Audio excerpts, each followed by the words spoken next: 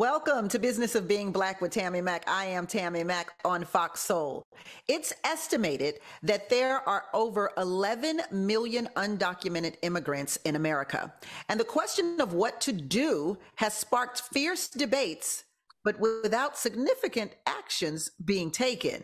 And while most Democrats favor allowing them to take steps to legalize their status and become United States citizens, many Republicans say that offering a path to citizenship is essentially giving amnesty to lawbreakers. So is there any truth to this? Let's get down to business. The business of being Black today is, should undocumented immigrants have a path to American citizenship? Please welcome the assistant professor at the University of Central Florida, Dr. Larry Walker. Political commentator Rashid Walters is here. Artist and consultant Anajelsi Velasco Sanchez on board. And conservative political consultant Shirley Hussar is here as well. I love to start the conversation off with, why should Black people care? So Dr. Larry, tell me, why should Black people care if there are undocumented immigrants in America?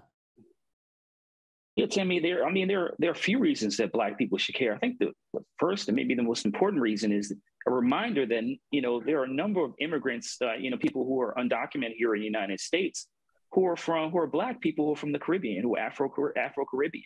And I think that that's lost. A lot of times you hear the conversation of people coming from Mexico and Central and South America, but there are quite a number of people from various countries in the Caribbean that are Black, that are also want a path to citizenship. And like I said, this is not something that's often talked about in terms of the mass media, and that's why your show is so important. But that's something to keep in mind, that there are people that look like you and I who have come here, who certainly looking for a better life, who perhaps didn't file the proper paperwork, come here legally, but individuals who are working hard, contributing to the U.S. economy, and like I said, look like you and I. Rashid, why should Black people care? I think that first off, thank you, Tammy, for having me on your show. Thank you for also, showing the world that Black people all have different opinions. We don't think the same. I think it's very important for us as Black people, because if we look at what's taking place in Washington, D.C., recently in Washington, D.C., they have put forth something where illegal immigrants could now vote in elections in Washington, D.C. And what that means for Black people, unfortunately, as a population, we are at 13%. We've been here for 400 years, yet Latinos are at 18%. And allowing now illegal immigrants to vote, what would that do to the Black vote? How would we, as Black people, become still be contenders in deciding who our elected leaders are if we have now undocumented illegal aliens voting in American elections? So I think that's why we should care, because politically we'll be in some serious trouble if we start to see that replicate throughout the country. Shirley. Yes. When we talk about illegal, or we use the word undocumented. Well, I want to ask this question first. I'm sorry. And yes, we do refer to immigrants as immigrants versus aliens today, just out of respect for human kindness. But Shirley, why should Black people care? Black people should care because our urban communities are being overturned, are being invaded by people who, if you want to use the term undocumented, I'm going to go according to what law says. And what law says is they have different names. They have undocumented, they have alien, they have foreigners, whatever name you want to call it. But if you use the word undocumented, a person that's undocumented that is here illegally, why are we giving illegal a pass for that, but we don't give illegal a pass for marijuana or mass incarceration or homelessness, where each state is not being responsible for our people? So we should be concerned because we're being replaced and we're being ignored, and monies are being allocated towards those people. Anajelsi, why should Black people care? Thank you. First of all, I feel like it's very important to acknowledge that there's a false divide being made, or a false separation between Black and immigrant. And I appreciate Dr. Walker acknowledging that you can be both. So immigrants are not inherently displacing Black people. 1 in 10 Black people in the US are immigrants. by 2060, an overwhelming percentage of the Black population is going to come from immigrant populations. It has increased every year. It would be a natural thing to care about. Yeah. I want to circle back to what Shirley said when she said we are being replaced. Assuming, Shirley, you mean Black people are being replaced with undocumented immigrants. Is that what you mean? Exactly. But let me clarify some things about Black. First of all, I'm not Black. I'm a Negro. I was born during the time when my birth certificate doesn't say Black, it doesn't say African American, it doesn't say colored.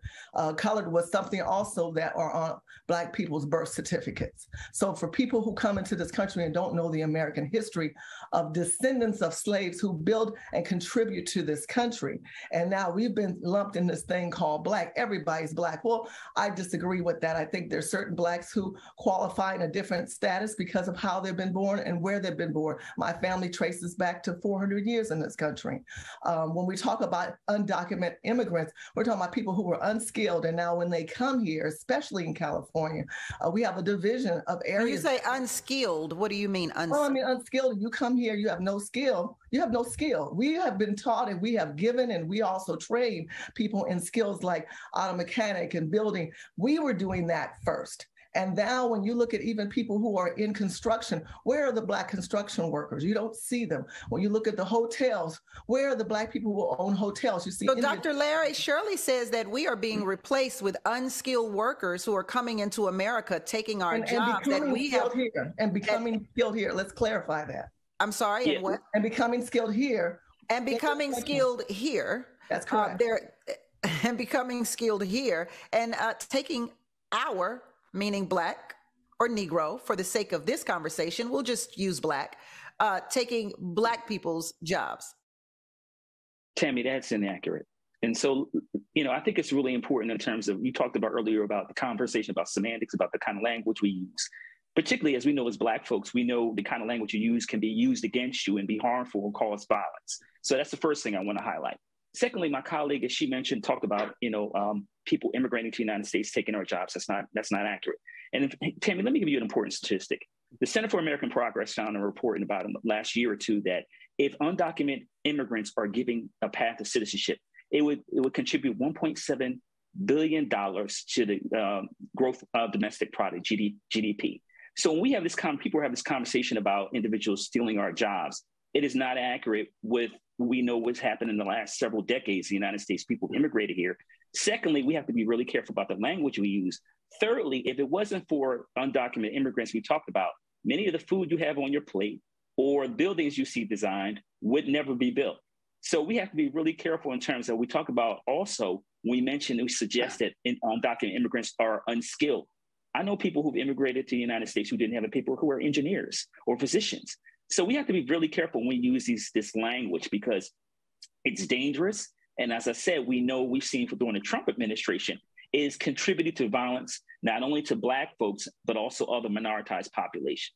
Rashid, I want to ask, go ahead, Anna Jelsi, go ahead.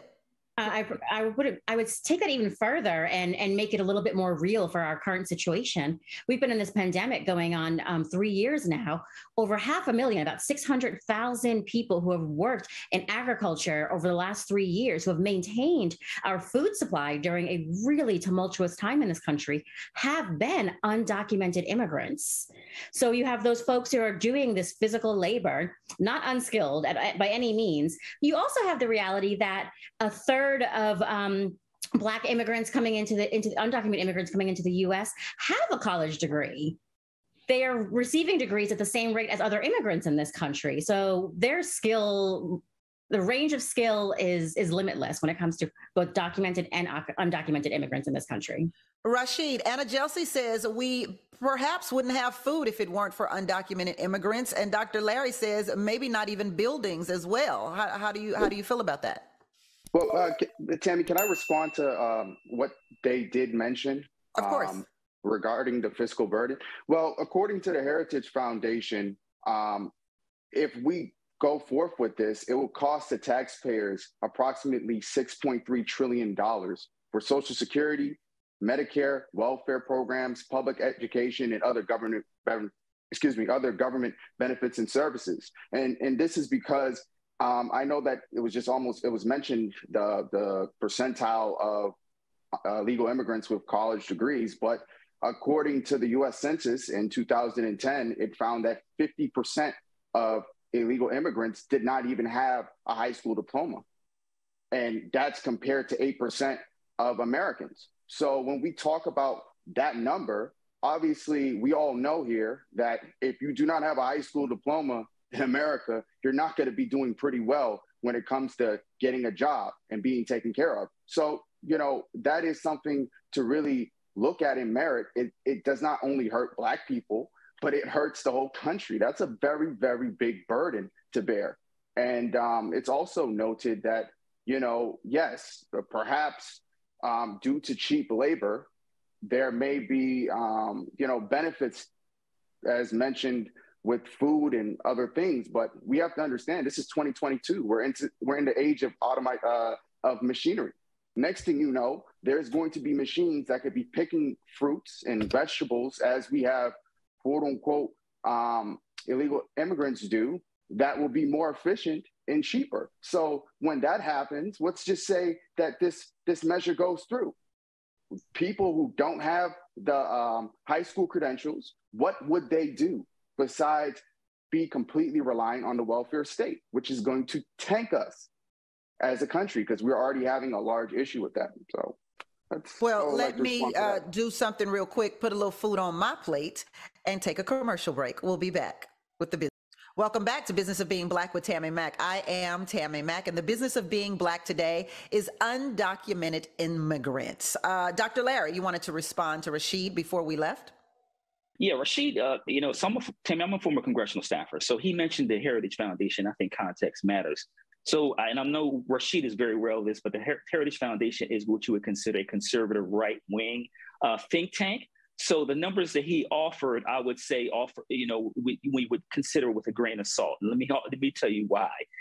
Listen, when we talk about Social Security and other social programs, it's first of all, be clear to some, if someone's undocumented, they don't qualify for some of these programs. That's first. Second of all, as it relates to Social Security, and maybe Rashid's not maybe aware or not aware of this, but Social Security is a program in which the people behind you pay into the system. So essentially, if you give a path to citizenship for those who didn't come here with documents, those individuals would then pay into the Social Security system for those who have already retired. So I think context matters in terms of understanding how social services work. Most undocumented immigrants don't even qualify for some programs. Well, it's my understanding that by the time I get Social Security, it may not be there, but that's a whole different show, a whole different conversation. Surely. Yes. When we talk about with Dr. Larry, with Smith and Cheney, we should be careful with words. Last time I looked, Dr. Larry, we live in the United States of America where we live under the Constitution and we have the right to give our opinions and what we say and how we say it. It's the problem in this country is people like you who get out there and you want to correct us on our wording. These people are here, they're undocumented, and that is illegal. And illegal means wrongdoing, not abiding by the law. We live under a constitution with laws.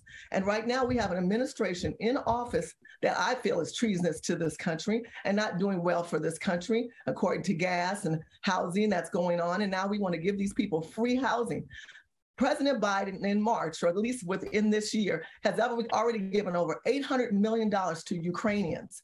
They give money to all these illegals. They work with their own people. We live in a state of California where it's like a bad version of Epcot, where you have El Salvadorans and Guadalajarans, and they're not coming here through the right passage of the way it should be done. I don't support anything that you're saying, and I totally believe that you're wrong. You're not working in the best interest of descendants of slaves or even Black people. All you guys care about is these poor immigrants. What about the poor Black people that you step over when you go drink your Starbucks coffee on Thursdays and you don't even give attention to the fact that these people are urinating and pooping in front of you on the streets? No one is addressing those issues. The houses are you checking their immigration status? Those issues. Excuse me? Are you checking the immigration status of these people? Why have you decided that they're undocumented? Immigration status, dear. I'm a descendant of slaves. I only care about my people. When you have your people, or if they're your people, come into this country not the right way, and you want us to continue to put our passion and our energy towards there, and monies and executive orders given to the people who come into this country wrongly, as well as the people who come here as immigrants to EB-5 visas, we're flooding this country, people who don't value the American way, who do not operate under the Constitution from the federal level to the state constitutions. All they do is alter the rights. Look at what happened in California with the city council, with Kevin DeLeon, who will not step down, who should step down, including all of them. And then they go behind the scenes and talk about Black people, call us monkeys on the street. Your people ain't called a monkey. Mine has been. Honey, my people have been here 400 years in this country. And this is what we have to deal with. And then we have to have this brown-black coalition. The brown coalition doesn't even think about us. They don't even include us. Maybe you think so, but when we come to money allocations, and if you look at the Latino coalition, you people get a lot of money, and you control the states and the monies. So I talk about passion for my people when we sit back and talk about privatized prisons of Black people who are used as commodity in this country and who were brought here as slaves in the 1600s as commodity and still used as commodity today. Anna Jelsi, I know you want to get in, but I want to ask a specific question based on what Shirley is saying. Undocumented equals illegal. That is illegal. So why should undocumented immigrants, based on the legality of it, why should they receive amnesty? So let's talk about what that word means, what illegal means when it comes to immigration. It is illegal to cross a undesignated border, undesignated space on our border into the United States. That is the crime that people are referring to when they say illegal. That is, once a person has crossed in, it is not an ongoing crime. The same way you would hear about somebody committing another crime and that their follow-up actions can be illegal. Okay. As I'm saying, ma'am, I gave you an opportunity, and now I'm taking mine. Hold that thought, Shirley. Let her get her thought out. Shirley, let her get her thought out. I'm not sure who you're yelling at. Let her make her definition of what illegal is. Go ahead, dear. It's not my definition. You seem to be very passionate about the law, and so I'm going to break it down for you. It's your law, and it's your alternate law under these people who are running in the state of California. Let me let her get her thought in. Let's get her thought in. Thank you. For those who are so deeply concerned with what the law is, what is illegal is the action of crossing the border. Once you are here, it is not considered an ongoing crime by law to remain in the United States. What it becomes is a civil infraction, a civil violation. Now, the act of crossing the border, while illegal, let's talk about what we mean by illegal. It constitutes a barely felony level crime where you cannot even get up to 2 years, or you can only get up to 2 years for committing that act, and you're more likely just to be turned away or receive a $50 fine. Comparable crimes include things like driving on a suspended license. This is such a minuscule issue, and to act as if this is some sort of ongoing conspiracy of crime, when in reality, it barely qualifies as a felony. And if we looked at other comparable crimes, it's usually crimes we would say, is that really something worth prosecuting? Dr. Larry, is it really something worth prosecuting? No, it's not. And Tammi, it's important to offer context. Wow. When we talk about you're an interesting Black man. I'm going to hear you. Go ahead. Please let me finish. Thank you. So this idea of being undocumented is not new phenomenon. And so let's also remind that this topic is also racialized. Let me give you an example. So Europeans that came here in the late 1900s, early, or beginning of that century, many came here undocumented. And now, so certainly had some adjustments, cultural adjustments, but those same individuals are just a generation or two now considered to be considered to be Americans. So this issue, and also in terms of when it comes to the right-wing politicians have racialized this. And a lot of times we have this conversation about undocumented, but we don't pull back the layers. The other thing about it, Tammi, is there are also more than 400,000 students who are DACA, which President Obama signed in 2012, who are currently students in post-secondary institutions, a study that came out last year. So when I talk about in terms of individuals benefiting from social services who are undocumented, those individuals, those several 100,000 undocumented students who were brought here as children will go on to be teachers, lawyers, professors, engineers. They're driving the economic engine. Let's also highlight those individuals are more likely to be in that 18 to 29 demographic that is, once again, going to pay into Social Security. So when we talk about economic issues here, every country, modern country, including the United States, depends on people immigrating here to the United States. And once again, the idea of being undocumented and coming to the United States, it is not new. It's been happening for centuries. And it also is, this issue has been racialized. Rashid, let's talk about the economics of this all. How would granting legal status and citizenship to undocumented immigrants impact America economically? Well, as I mentioned, with the $6.3 trillion bill that the American citizens will have to incur, I think what Dr. Larry missed in his rebuttal of my point is, if these, yes, they probably may not qualify for some of these benefits depending on what state you're in now, but we're talking about if these people are ultimately made citizens, okay? That's how much it's gonna cost. And also when it comes to the coyotes and the cartels who are already making $13 billion a year off of literally smuggling people into the country, that they're gonna be making more money. So now criminal organizations will be making more money. And, you know, the other thing, you know, I think, Tammi, you just asked Dr. Larry a really great question about, you know, is this should this be prosecuted? Of course, it's unfair. My family came here from the Caribbean legally, just like many of my friends who had the same story with their families. How is this fair to the nearly 13.2 million people who have their immigration backlogs? How is it fair to the people who are waiting in line for green cards? And all these systems have been Hold that thought. I want to continue that conversation, but we got to go to a commercial break. So I'm going to smuggle my way to commercial and we'll come back. Hey, soulmates. I want to take a quick second to talk about Hover, one of our amazing sponsors. So have you ever thought about starting your own business? I certainly have. Creating a brand? I certainly want that. Sharing your wealth of knowledge with the world, or using your years of experience to create something for yourself? Oh, don't we all dream of that? Well, don't look any further. Hover wants to help you take the first step in getting your ideas off the ground. And I've got a lot of ideas, and I know you have a lot of ideas too you want to pick up and go with. So if you have a brand that you have always dreamt of building, or a business you want to take online, the first step is finding your domain name. Well, Hover makes this super simple with a clear and straightforward user experience, easy to use tools, and a truly amazing customer support team. It's never too late to step up to the plate and share what you have to offer. Getting online has helped thousands of people around the world reach new heights with their businesses. You will also be able to choose from over 400 extensions like .shop, .tech, and .art. Or you can stick with the classic .com. You'll be able to find the perfect domain name for your business, one that's memorable, relevant, and boost your brand. Yeah, we could all use a boost, right? You can buy a domain, set up custom email boxes, and point it to your website in just a few clicks. I like that. If you ever run into trouble, help is just a phone call or chat away. Hover is a trusted and popular choice amongst millions of people launching any kind of brand or business. Secure, simple, and reliable.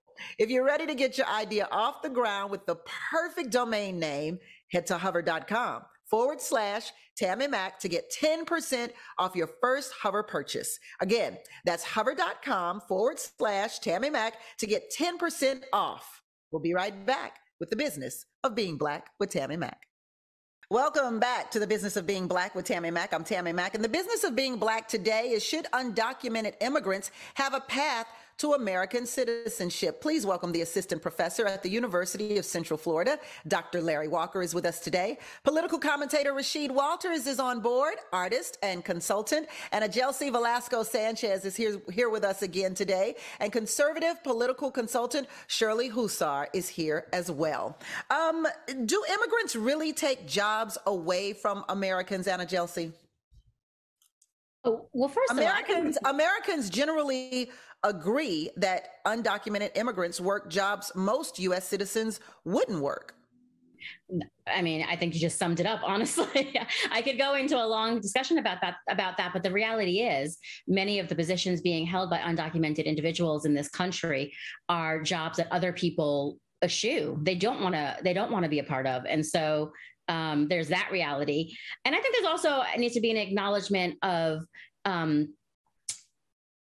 the number of people who start out like I'm losing what I'm trying to say here. I apologize. I'm a bit heated feeling.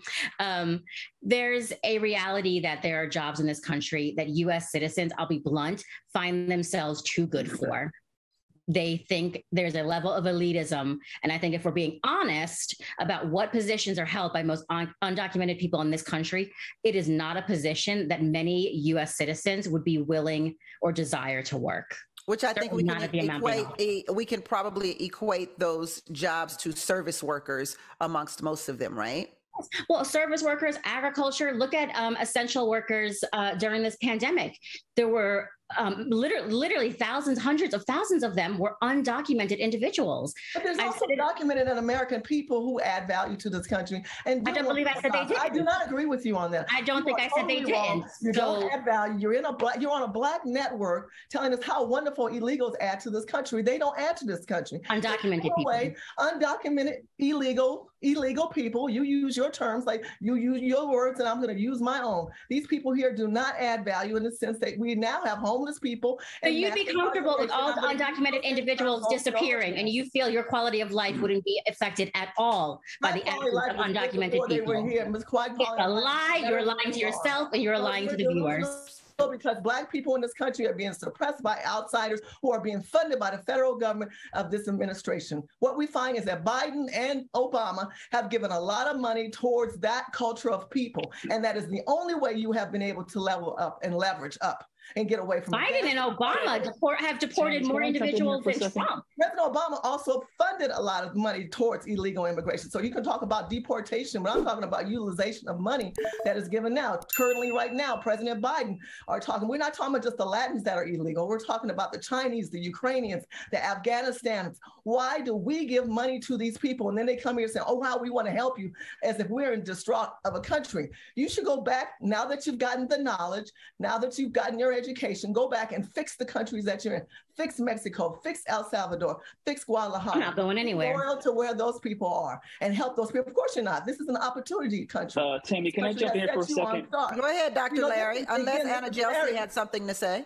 I want to get my point across. I'm responding to what she's saying. Hold that thought, Shirley. I have to get our two guys into the conversation. We already know that Dr. Larry doesn't like right wingers. I'm not a right winger, sir. You're a left winger. You're not helping Black people. You're part of the Democrat destruction who are losers in this. Hold that thought. Let me let Dr. Larry respond. Go ahead, Dr. Larry. And then Dr. Larry lives in Florida, a red state, but he wants to talk about Democrats. Good luck. Sanchez, thank you. So, Tammy, let me note that this discussion and my Blackness are not the same. So I'll just leave it. I'll leave it at that, and I'll keep moving. It's really important that, in terms of, like I said, first of all, we start this conversation talking about language. And so, since my colleague has a bright red hat on the right-hand side, let me offer some context in terms of violence as it relates to, since my colleague talked about Blackness. So during the Trump administration, the violence against Black people. It has to do with illegal immigration, or we're going to go into it does. Stay on subject, honey. Don't go off talking. I'd like to hear about I want to let him complete his thought. Shirley, I'd like to let him complete his thought, and I'll be the determining factor as to whether it is on par with the subject or not. Go ahead, Dr. Larry. I appreciate that, Tammy. Thank you. Violence against Black people and other minoritized communities, Asian Americans, etc. During the Trump administration, according to ACLU, the Anti-Defamation League, ma'am, let me finish, dramatically increased. And we saw that in real time. Secondly, when we talk about immigration and we talk about elitism, my colleague mentioned elitism, I think we need to make a connection here, since we're talking about Donald Trump, whose wife came here on the Albert Einstein genius immigration pathway. So let's be clear, the last time I checked, Leonard Trump was not a scientist. She wasn't a STEM. So when we have this conversation once again about racialized and power and money, it's clear that Donald Trump's wife came here based on a visa and pathway to citizenship that was meant for people who are geniuses on the level of Albert Einstein. There's that. Thirdly, I think it's really important, once again, as my colleague Rashid mentioned, the Heritage Foundation, because I want to go back to that, is that, once again, the Heritage Foundation has a very clear agenda, and that is to make sure that America does not continue to become as brown as it is. And we know by 2050 that the United States will be a majority minority nation. Once again, this issue is not an economic issue, because the United States depends on immigration. It is a racial, ethnic, cultural issue to make sure we say we stay a Eurocentric centered nation. Negro. I hope that you're a Negro. Rashid, I want to ask, Dr. Larry's mentioned the Heritage Foundation, and I want to get Rashid in, Shirley. I want to get Rashid in. Dr. Larry has mentioned the Heritage Foundation, and you have a couple of times. He says that the Heritage Foundation has a goal of getting rid of brown people. What do you say? I don't represent the Heritage Foundation, so I can't really speak for them. I mean, he just mentioned the ACLU, which has been pretty much an organization that went from a freedom of speech organization to a complete leftist organization.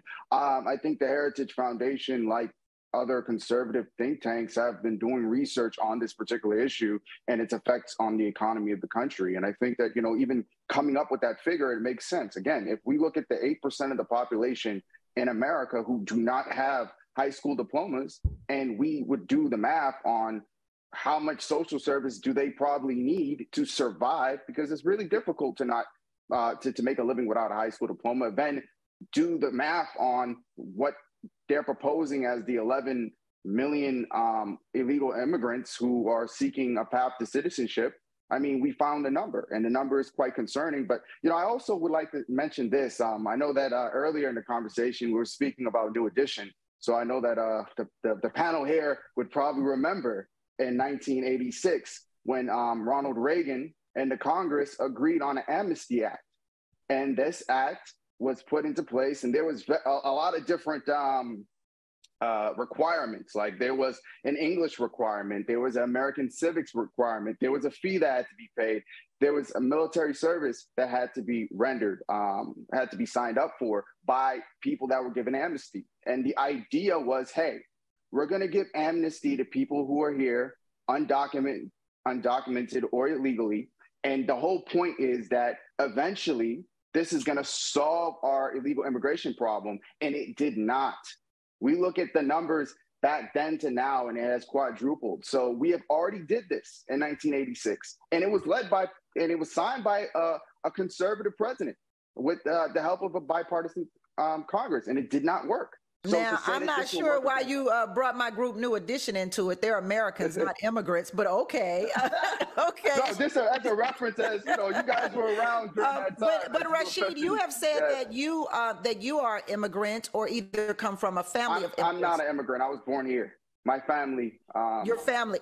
So I want to ask you, is granting citizenship to undocumented immigrants unfair to those who have gone through the lengthy process to arrive in America legitimately?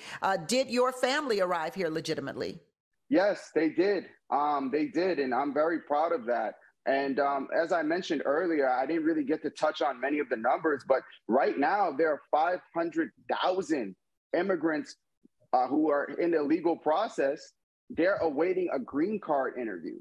Okay, with COVID, the numbers of the backlogs have grown tremendously. And these are people who have went through the legal process and are seeking asylum. And again, about 8.5 million pending cases right now when it comes to legal immigration and asylum. And there are about 5 million of those who are way beyond their date. So there's about 13.2 million people who legally are going through the process and who are not even getting assistance, versus the 11 million, which, they say that number is greater, but that's neither here nor there, who did not go through the lengthy process, who did not do this legally. And all of a sudden we're going to say, hey, we're going to reward you for bad behavior, but the people that actually did it the right way, forget about them. It's completely unfair, and it's unjust, and it's not right.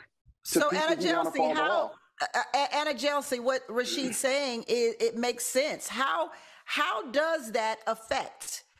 How do undocumented immigrants affect those that are trying to go through the system and the process legitimately? Well, first, I am a documented person, and I have obviously had to deal with the system quite a bit over my lifetime, over the last 39 years. So you're undocumented right now? I said I'm documented. Oh, okay. As a documented individual, I find it kind of laughable. I'm responding to the question now. What does undocumented mean? I'm responding to the question now. American. As a documented individual, I find it kind of laughable to look at other immigrants who I consider my people as a part of that community and point to them as the problem with the immigration system, considering the many loopholes, backlogs, bureaucratic mess that those of us who are documented already have to jump through. My last concern as a documented person is undocumented people. Another thing to point out, 400,000, there is a backlog. Rashid is absolutely right. 400,000 of the undocumented people in this country have tried to start the process, but because of that intense backlog and all of the bureaucratic mess, they're in this sort of limbo where, yes, they're undocumented, but not for a failure of trying to engage with the system. That's something to acknowledge. Another thing I'd like to point out is I don't differentiate between my people, between who's legitimate and who isn't legitimate. That's not a game that I play. And so if you are here and you're an immigrant, you're as valuable as I am. I'm not waving my papers at people and going, I did it the right way, get in line. Because you know what? The line has got so many twists and turns, it's laughable. Let me take a twist and turn to commercial break. We'll be back. Back to Business of Being Black with Tammi Mac. I'm Tammi Mac, and the business of being Black today are undocumented immigrants. I have a question here for anyone on the panel. Shirley, I know you're ready to speak, so we'll go straight to you. Why do you think it is easier for undocumented immigrants, or for immigrants, I should say, to enter into America versus any other nation? Because you have a president right now who does not believe in border control. Well, this didn't just start. Well, no, it didn't. When Joe Biden became president. I'm not going to go back in history talking about when it starts. I'm going to talk about now. I'm talking about this administration. The Biden administration has allowed the borders to be open. And what you're finding out is states are making decisions to take charge of all of this, just like they do in Texas, where they just recently bust some more illegal immigrants into Chicago. All these sanctuary states, well, you can have these illegals, you can have these undocumented people, because we find in certain states, they are not adding value, they're pulling away. I want to address something that Doctor said earlier when he's talking about the Republican Party or Trump. Look, the Biden administration is the one running this country. According to Biden, if I didn't vote for him, I'm not Black. So I guess I'm not a Negro that adds any value. All the Black people that didn't vote for him, that's what he said. That's what the president. Well, the problem that I have, Shirley, I want to finish my thought, Tammy. That's all I want to do. I have to stop you here. Let me interject, please. The problem with creating a narrative about which president did what becomes a little foggy, because listen, Rashid, we just heard Rashid talk about how the Reagan administration gave amnesty to immigrants. So each representative of each party has done their fair share of rights and wrongs. And so it becomes non-productive to talk about who did what when we're looking for solutions and we're asking questions that really don't represent a specific party in particularly, because each party has its own faults. We can certainly agree that there is not 100% perfection on the left, and there is not 100% perfection on the right. If we can agree with that, then we know that there's a middle ground somewhere we'd like to get to. Go ahead, Shirley. I totally agree with that. But Tammy, you also have to understand that you have to operate under the laws of an administration that is operating at this time. And that administration is the Biden administration. Is the Biden administration going to step in? We're talking about, this is FOXSOUL, to make a difference for a solution to help Black Americans, other than putting money towards immigration and undocumented people. When we talk about the CBC do not believe in helping descendants of Negro slaves. So why do you think it's easier for immigrants to come into America than any other? Oh, America is a golden ticket right now. Well, you got open borders. You can come here, and then they're all got their own phone conversations, and they can park their people in their own communities. You got people from Afghanistan. You have people from Ukraine right now. Like I told you, 8 billion dollars given to these people. It's unbelievable. They're giving them money. They're giving them housing. Airbnb offered to give them housing as well. But we're not fixing the problem of the people that are already here. We're not helping financially the people that are already here. We're giving all this energy in, and I identify myself as a citizen of the United States. I'm not documented. I'm not undocumented. I am not an immigrant. I don't come from immigrants. I come from people who are raped and enslaved in this country, and we're being totally ignored. And we all want to have this inclusiveness and make it a real comfortable scenario. It is not comfortable. We're distressed right now. We're talking about the economy, and then we're going to try to see how the Democrats continue to push a race issue. This is an economic issue. This is a fair issue of executive orders and monies allocated to things, bills that were granted, and it's just displaced us, calling us super predators. They've called us names, the Democrats, and they call us losers, and it's now time for Black people to wake up and leave that party, leave that notion, stop supporting people who are not your people, and get your Dr. Larry, I want to get you in here. I want to ask a question. Why do you believe no other nation has this issue? Well, actually, that's not true, Tammy. A number of countries, particularly in Europe, deal with issues related to undocumented immigrants, and France, England, especially countries that are closer to Northern Africa, and some other countries in other countries. But many countries in Europe deal with this issue and struggle to fix it. And other countries mentioned some of the countries like France, but also Greece has struggled with this issue. So it is a geopolitical challenge, Tammy. Overall, that's kind of the way to describe it. It is not just an issue specifically in the United States. It's a challenge that countries deal with globally. So I want to offer some context. My colleague mentioned, she said a lot of things about a number of topics, but specific relating to immigration and the CBC. Now, I'm a former Congressional Black Caucus with the Congressional Black Caucus, and as I said, a congressional staffer. And I think people have a misunderstanding of how things work in the United States government. We fund trillions of dollars in terms of overall programs. How we fund the Immigration Nationalization Service is one small piece of all the other programs that we fund. I highlight that because I think, once again, that there's a misunderstanding of how the government contributes funding to address one specific issue. And also, once again, addressing this immigration issue, as I said, is an economic issue. And the country depends on immigrants who come to the United States, come here illegally, what people describe illegal. The country has been altered to depend upon. The country has been altered. Let me finish my Constitution. Let me finish my last thought. Go right ahead, Dr. Larry. And overall, I think it's really important that we really have a like I said, in terms of what do we need to do? We need to have a comprehensive immigration bill. A bill was passed by the House last year. It didn't pass. It passed the House, 2 bills to address this issue of immigration, securing our borders, like my colleagues keep bringing up, but also offering a path to citizenship.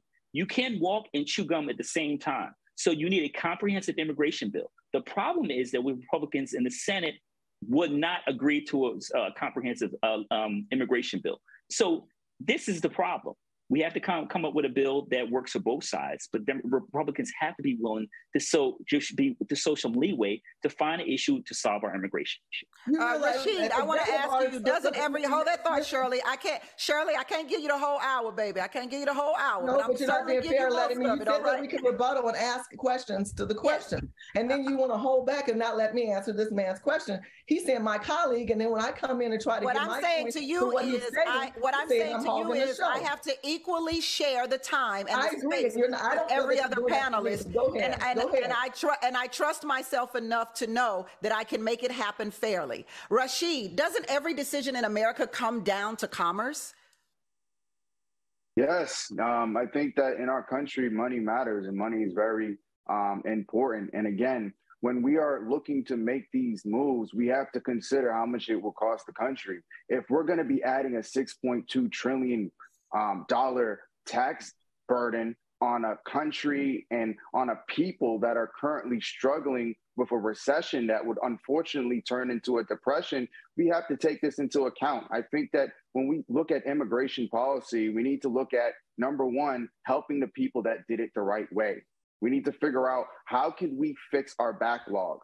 And then also, what type of immigrants do we want in America? And I say that respectfully because we have to understand economically, we have to take people that are able to take on the level of high-tech jobs that we have and also not be a burden to the country's welfare state. So it's very important. And I believe that if we're going to get this right, it will have to be done first with those who are here legally. Understood. Anna Jelsi, do you agree with that? No, but I will point out that there's, if we are truly concerned with the economics of it all, I want to reiterate some of the numbers that we've talked about, because at the end of the day, we know the numbers. It's not a question of, I hope maybe immigrants are contributing more than they're taking. We'll take Social Security, which has been brought up. They themselves have said that a major portion of the money that goes into Social Security, billions, come from undocumented immigrants. Even though they cannot receive Social Security, they pay into it. You can receive schooling and you can receive emergency medical care, but you cannot receive welfare. You do not get your access to the other services that are available to documented and U.S. citizens, yet we pay into it. And then there, of course, is the 1.7 trillion that we were talking about earlier within the next decade that will go into our economy as a result of undocumented immigrants. So if we are concerned with the economics of it all, it is a benefit to our country to have both documented and undocumented individuals. Okay. I think we lost Shirley. She got a little upset, felt like she wasn't getting her fair share of the time. I'm convinced she got more than her fair share of the time. So let's go into a lightning round at this time. If we can grab a lightning round, I would love to make it happen. Lightning round. There we go. There we go. The lightning round is real simple. Tell me, should undocumented immigrants have a pathway to American citizenship? Yes or no? And why? Dr. Larry? Tammi, absolutely. We've done it in the past. Rashid talked about it. And it's really important, once again, to make sure we drive the economic engine. We make sure DACA students who are currently in college or have graduated have the opportunity to find jobs and contribute to the U.S. economy. Rashid, you say we have done it before, but it did not fare well. What do you think? Should we do it again? Absolutely not. Because I think, unfortunately, history teaches us that we learn nothing from history. So absolutely not. I can't argue with that one. I cannot argue with that one either. History definitely teaches us that. I got to write that one down, Rashid. Anna Jelsi, what you got? We talked a lot about the stats and the numbers. I want to humanize it and have us remember that these are people we're talking about, and these are families that would have to be torn apart, or the entire family, U.S. citizens included, deported in order for us to do things the way people are saying they must be done. Let's try and have a radical imagination and figure out a way to create a pathway to citizenship. Anna Jelsi, tell us the services you provide at AVS. Sure. So I work with colleges and universities, nonprofits, businesses, anyone that wants to look at what a really integrated, interlocking, intersectional, whatever language we want to use, approach to doing justice, what that looks like, how we get out of working in silos and begin to really do collaborative work together. I do that with communities. Dr. Walker, how can we keep up with your work? Yeah, sure, Tammi. People can catch me on Roland Martin Unfiltered. I'm a weekly panelist. In addition to being on Roland Martin, if there are folks out there who are interested in going to graduate degree, University of Central Florida, feel free to reach out to me. If it is, feel free to reach out to me via Twitter. All right. And Rashid, tell us about the Boston Herald and Project 21. Sure. The Boston Herald is one of the oldest papers in Boston, and I'm blessed to be a columnist there. So you could check me out. I write twice a week, covering a lot of issues in Boston, but also covering some issues in the country. And Project 21 is a great, think tank. It's a nonprofit, whereas, members who have different beliefs, who are Black, come together and we discuss what would probably be best for not only Black people in America, but for the country. Yeah. And I would have loved for Shirley to talk about her urban game changers, but she's not here to do that. So I just simply want to shout out the urban game changers. How about that? I want to ask a question. Is this a solvable problem? Is immigration in America, is there a fix for this at all, or will this be an ongoing issue that we have in our country? Anna Jelsi? I think it's an ongoing issue, but I think that there can be forward movement. Wow. Okay. Rashid, do you think that's possible? I do think that there is obviously solutions to the problem again, and the solutions begin with focusing on those who are doing it the right way and doing our best to help make their process speedier. Dr. Larry, what are your thoughts on that? Yeah, sure, Tammy. The two comprehensive immigration bills that passed the House last year that I talk about, those are the solutions we talked about. Like I mentioned, we'll call them the DREAM Act. But those are the solutions to addressing issues where people are concerned about the border or the pathway to citizenship. So give us those two so that everyone knows. Well, it's essentially the two bills collectively is referred to as the DREAM Act. For both the two bills that passed the House, like I said, secure the borders, provide a pathway to citizenship for millions of undocumented people in the United States. But it failed, and it didn't get any traction in the Senate, so it didn't become law. That's President Obama's plan. Yes, from 2000, right? Exactly, from last year. Yeah, didn't quite work out. So you say that it could if they gave it a chance. If some people on the Republican side of the aisle in the Senate were willing to support the bill, they would need it. Last year, they needed 10 Republicans to support it in the Senate, and it didn't happen. Well, we'll see what happens now that the administration has the Senate.